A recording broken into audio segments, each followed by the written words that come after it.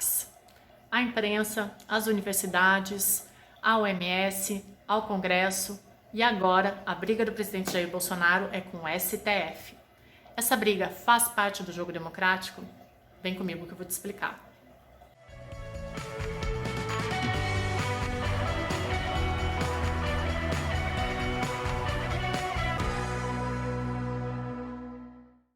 Montesquieu falava que o homem, quando ele tem poder, ele tende a abusar desse poder.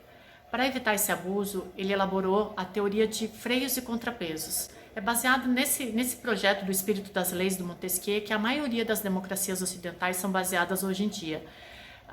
O poder é dividido em poder executivo, legislativo e judiciário. Poder executivo representado pelo presidente, legislativo representado pelo presidente das duas casas, Câmara e Senado, e o Poder Judiciário representado pelo STF, que é a sua instância superior, tem 11 ministros vitalícios.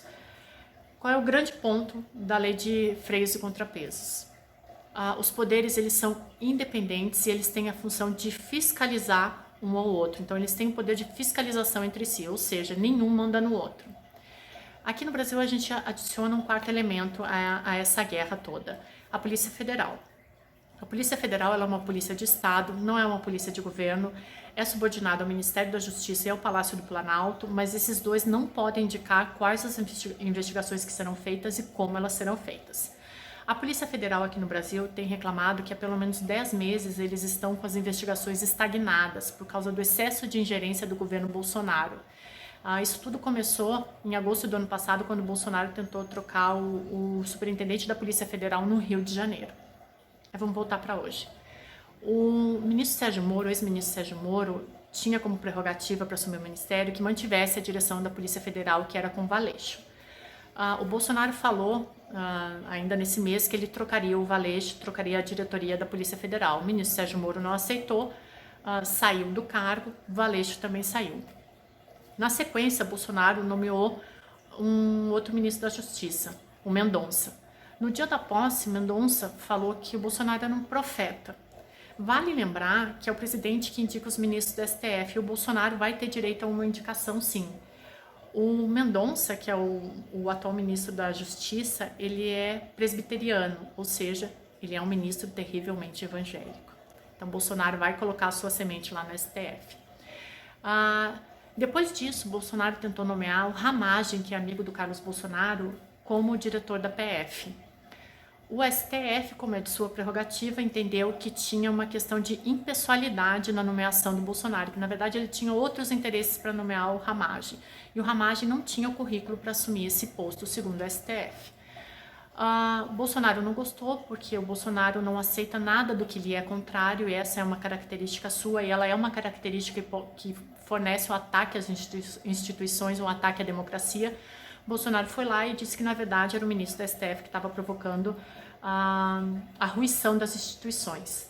Bolsonaro passou o fim de semana com ataques, dizendo que não aguentava mais, que estava no limite, participando de manifestações, indo contra todas as indicações da OMS. E na segunda-feira, ele, em 20 minutos, nomeou e deu posse ao novo diretor da Polícia Federal. O novo diretor da Polícia Federal é braço direito de quem? Do Ramagem, que é amigo do Carlos Bolsonaro. Ainda na segunda-feira, o novo diretor da Polícia Federal disse que trocaria o quê? Justamente o que a PF não queria, o comando da PF no Rio de Janeiro. A gente não pode esquecer que essas ingerências do STF, que na verdade são de sua prerrogativa, elas já aconteceram em outros governos. Então, quem aqui não lembra de quando a Dilma tentou nomear o ex-presidente Luiz Inácio Lula da Silva como ministro da Casa Civil para que ele fugisse da investigação da Lava Jato? E o STF foi lá e cortou as asinhas da Dilma. Então, isso já aconteceu em outros governos também. O que a gente vê com essa história, na verdade, como eu disse, é um ataque do Bolsonaro às instituições, porque ele não manda no STF. De acordo com a nossa lei, de acordo com a nossa Constituição, os três poderes são independentes entre si e eles têm que fiscalizar um ao outro.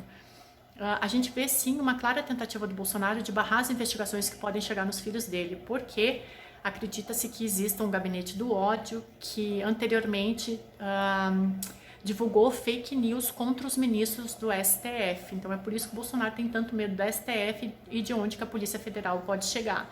Essas ingerências, elas na verdade são um traço de personalismo do Bolsonaro. Mas o que a gente vê nessa situação toda é, ataque às instituições de novo, que é uma prerrogativa do governo Bolsonaro desde o dia 1, mas a gente vê também uma possibilidade de fortalecimento das instituições. E aqui eu digo Congresso, STF e entra a imprensa também. E eu finalizo com Montesquieu quando ele diz que é preciso que o poder limite o poder para evitar abusos de poder. O que a gente precisa agora é do fortalecimento e da força das nossas instituições. Então é isso, gente. Espero que vocês tenham gostado do vídeo. Se gostaram, se inscreva lá no canal da P3 no YouTube, deixem nos comentários, a gente vai se falando e até a próxima.